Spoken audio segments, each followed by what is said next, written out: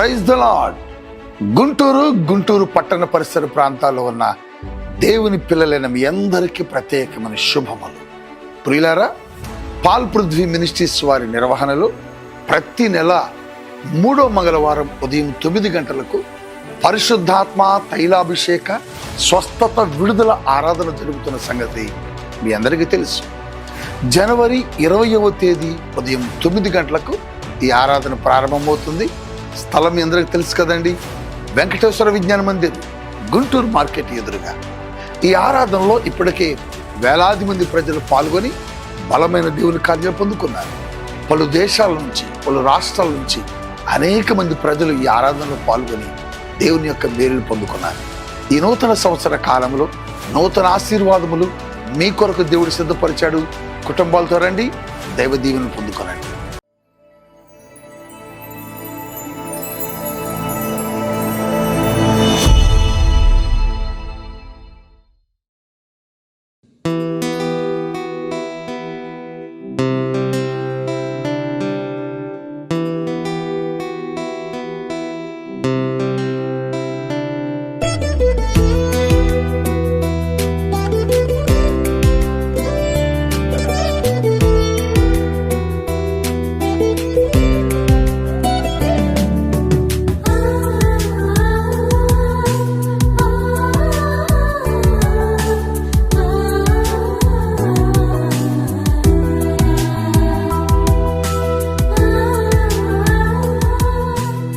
Praise the Lord. ప్రభునందు దేవుని పిల్లలారా, మీ అందరికీ నా హృదయపూర్వకంగా తెలియజేస్తున్నాను. ఎలా ఉన్నారు? బాగున్నారు కదా? మరి ఉదయకాలమే మరి మీరందరూ కూడా ప్రార్థించి దేవుని సన్నిధానంలో వాక్యం చదివి ఉన్నారని నేను నమ్ముతున్నాను. మరి ప్రతిరోజు వాగ్దానాలు వింటున్నారా?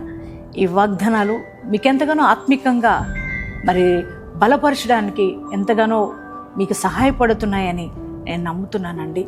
మరి ఈ దినం కూడా దేవుడు శ్రేష్టమైన వాగ్దానం మన కొరకు ఇచ్చి ఉన్నారు. ఆ వాగ్దానం ఏమిటో చదువుకుందాం. సమూయేలు 2వ గ్రంథము 22వ అధ్యాయము 29వ వచనాన్ని చదువుకుందాం. యెహోవా, నీవు నాకు దీపమై ఉన్నావు. యెహోవా, చీకటిని నాకు వెలుగుగా చేయును. Praise the Lord. ఎంత చక్కటి మాట కదా. యెహోవా చీకటిని నాకు వెలుగుగా చేయును. అవునండి, మన జీవితాల్లో, మన బ్రతుకుల్లో ఎన్నో భయంకరమైన పోరాటాలు, ఆర్థిక ఇబ్బందులు, అనారోగ్య సమస్యలు, శత్రు దాడులు కదా, ఇవన్నీ కూడా ఏంటంటే భయంకరమైన చీకటి ప్రభావం. కొంతమంది దురాత్మ ప్రభావాలతో, చీకటి ప్రభావాలతో వారు ఎంతగానో బాధింపబడుతున్న పరిస్థితులు కనబడుతున్నాయి. అలాగే ఏ పని చేసినా సక్సెస్ కాకపోవడం, ఏ ప్రయత్నం చేసిన ప్రయత్నం విఫలమైపోవడం, ఇవన్నీ ఏంటంటే చీకటి, అంటే జీవితంలో వెలుగనేదే లేని పరిస్థితులు కదా. మరి నీ పరిస్థితి అలాగే ఉందేమో కదా. అంటే ఒక వెలుగు నా జీవితంలో ఉదయించట్లేదు, నేను వెలుగులో చూడలేకపోతున్నా, అంటే ఒక సక్సెస్ నేను అనుభవించలేకపోతున్నా, ఒక దీవెనకరమైన విషయాలను మరి చూడలేకపోతున్నా నా జీవితంలో. ఎప్పుడూ ఇదే సమస్య, రోగం, బాధ, మరి అనారోగ్యం, అలాగే నిందలు, వేదన, ఇవన్నీ కూడా చీకటే. మరి నా జీవితంలో నేను ఎప్పుడు వెలుగు చూస్తానని అనుకున్నావా? మరి దావీదు కూడా ఇటువంటి పరిస్థితుల గుండి వెళ్ళవలసి వచ్చింది. అనేక శత్రు పోరాటాలు, అనేక రకాల మరి సమస్యల మధ్యలో పొరిగిపోయి చీకటి అనుభవాలు తను కూడా వేధిస్తూ వచ్చాయి, తన జీవితాన్ని కూడా బాధిస్తూ వచ్చాయి. కానీ దావీదు అన్నాడు, యెహోవా, నువ్వు నా దీపమై ఉన్నావు. అందుకే నా దేవా, నా చీకటిని నువ్వు వెలుగుగా చేస్తావు. అవునండి, మన దీపం ఎవరు? యేసయ్య కదా. ఆయన దేవుణ్ణి దీపంగా మార్చుకున్నాడు. దేవుణ్ణి, యేసయ్యే వెలుగు కదా, ఆయన్ను తన దీపంగా మార్చుకున్నాడు కనుక దావీదు అన్నాడు, అయ్యా, ఈ శత్రు పోరాటాలు, చీకటి అనుభవాలు ఇవన్నీ వచ్చినా ఈ చీకటిని తీసివేసి నా జీవితంలో వెలుగునిస్తావు నువ్వు అని దావీదు చెప్తున్నారు. దేవుని బిడ్డలారా, నీవు కూడా ఆయన దీపంగా చేసుకున్నావా? యేసయ్యను నువ్వు కూడా సొంత రక్షకుడిగా అంగీకరించి ఉన్నావా? ఆయన నువ్వు కూడా దీపంగా మార్చుకున్నట్లయితే ఆయన వెలుగై ఉన్న దేవుడు.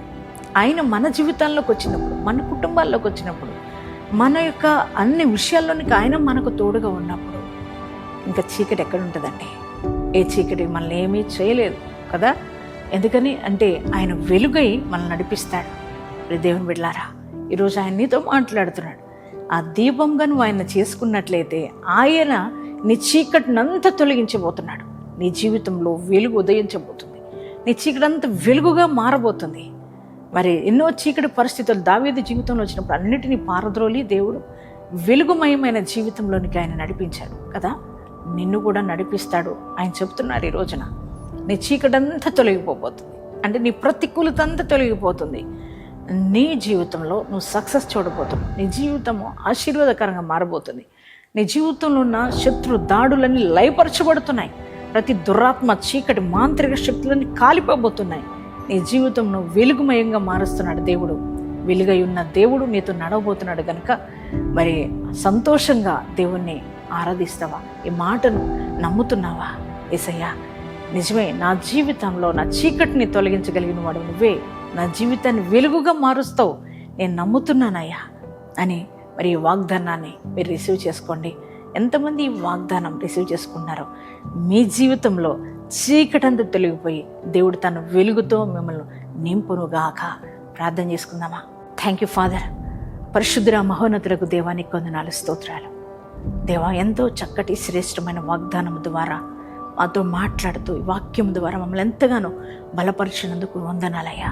అవునయ్యా, చీకటిని వెలుగుగా చేయగలిగిన వారు ఎవ్వరు లేరు. మా జీవితాల్లో ఉన్న చీకటిని తొలగించగలిగిన వారు ఎవరు లేరు ప్రభా. అయ్యా, నువ్వు ఒక్కడవే ఆ చీకటిని తొలగించగలిగిన వాడివి. అవునయ్యా, ప్రతి వారి కుటుంబంలో నాయన పోరాటాలు, శత్రుదాడులు, రోగాలు, అలాగే పాపం, శాపం ఇవన్నీ చీకటిగా ఏలుబడి చేస్తూ ఉన్నాయి ప్రభా. అయ్యా, ఎవరైతే ఈ వాగ్దానం వింటున్న వారి జీవితాల్లో ఆ చీకటి పరిస్థితులు గుండా వెళుతున్నారో యేసుక్రీస్తు నామంలో అవన్నీ కొట్టవేయబడును గాక.